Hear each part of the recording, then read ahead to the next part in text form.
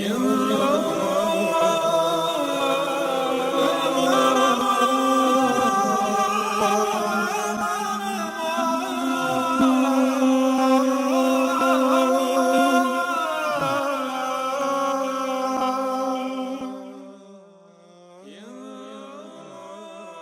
اسرائیل میں ایک بہت بڑا عابد یعنی عبادت گزار شخص تھا۔ اسی علاقے کے 3 بھائی ایک بار اس عابد کی خدمت میں حاضر ہو کر عرض گزار ہوئے کہ ہمیں سفر درپیش ہے، واپسی تک ہماری جوان بہن کو ہم آپ کے پاس چھوڑ کر جانا چاہتے ہیں۔ عابد نے خوف فتنے کے سبب معذرت چاہی، مگر ان کے اصرار پر وہ تیار ہو گیا اور کہا کہ میں اپنے ساتھ تو نہیں رکھوں گا، کسی قریبی گھر میں اس کو ٹھہرا دیجیے۔ چنانچہ ایسے ہی کیا گیا۔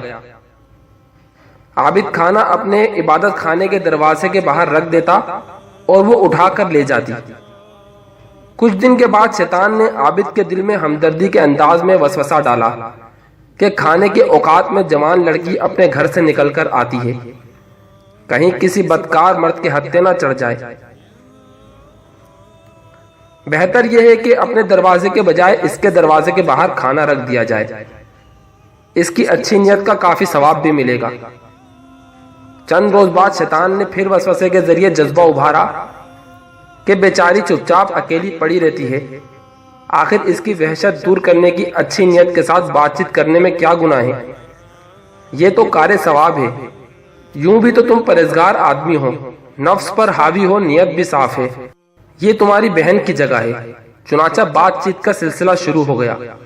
جوان لڑکی کی سریلی آواز نے عابد کے کانوں میں رس گھولنا شروع کر دیا، دل میں ہیجان برپا ہو گیا۔ شیطان نے مزید اکسایا، یہاں تک کہ وہ ہو گیا جو نہ ہونا تھا، حتیٰ کہ لڑکی نے بچے کو جنم دیا۔ شیطان نے پھر وسوسے کے ذریعے خوف دلایا کہ اگر لڑکی کے بھائیوں نے بچے کو دیکھ لیا تو بڑی رسوائی ہوگی، لہٰذا عزت پیاری ہے تو نو مولود کا گلا کاٹ کر زمین میں گاڑ دے۔ وہ ذہنی طور پر تیار ہو گیا، پھر فوراً وسوسہ ڈالا کہیں ایسا نہ ہو کہ لڑکی ہی اپنے بھائیوں کو بتا دے، بس عافیت اسی میں ہے کہ دونوں کو ہی ذبح کر ڈال۔ الغرض عابد نے جوان لڑکی اور ننھے بچے کو بے دردی کے ساتھ ذبح کر کے اس مکان میں ایک گڑھا کھود کر دفن کر کے زمین برابر کر دی۔ جب تینوں بھائی سفر سے لوٹ کر عابد کے پاس آئے تو اس نے اظہار افسوس کرتے ہوئے کہا، آپ کی بہن فوت ہو گئی ہے، آئیے اس قبر پر فاتحہ پڑھ لیجئے۔ چنانچہ عابد ان کو قبرستان لے گیا اور ایک قبر دکھا کر جھوٹ موٹ کہا، یہ آپ کی مرحومہ بہن کی قبر ہے۔ چنانچہ انہوں نے فاتحہ پڑھی اور رنجیدہ واپس آ گئے۔ رات شیطان ایک مسافر کی صورت میں تینوں بھائیوں کے خواب میں آیا اور اس نے عابد کے تمام سیاہ کارنامے بیان کر دیے اور تدفین والی جگہ کی نشاندہی بھی کر دی کہ یہاں کھودو۔ چنانچہ تینوں اٹھے اور ایک دوسرے کو اپنے خواب سنایا۔ تینوں نے مل کر خواب میں کی گئی نشاندہی کے مطابق زمین کھودی تو واقعی بہن اور ذبح شدہ لاشیں موجود تھیں۔ وہ تینوں عابد پر چڑھ دوڑے اور اس نے اقبال جرم کر لیا۔ انہوں نے بادشاہ کے دربار میں درخواست کر دی۔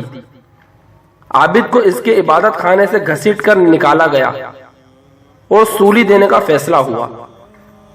جب سولی پر چڑھانے کے لیے لایا گیا تو شیطان ظاہر ہوا اور کہنے لگا، مجھے پہچان، میں تیرا وہی شیطان ہوں جس نے تجھے عورت کے فتنے میں ڈال کر ذلت کی آخری منزل تک پہنچایا ہے۔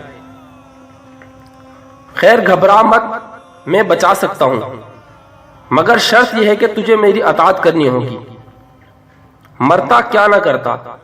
عابد نے کہا، میں تیری ہر بات ماننے کو تیار ہوں۔ اس نے کہا، اللہ عز و جل کا انکار کر دے اور کافر ہو جا۔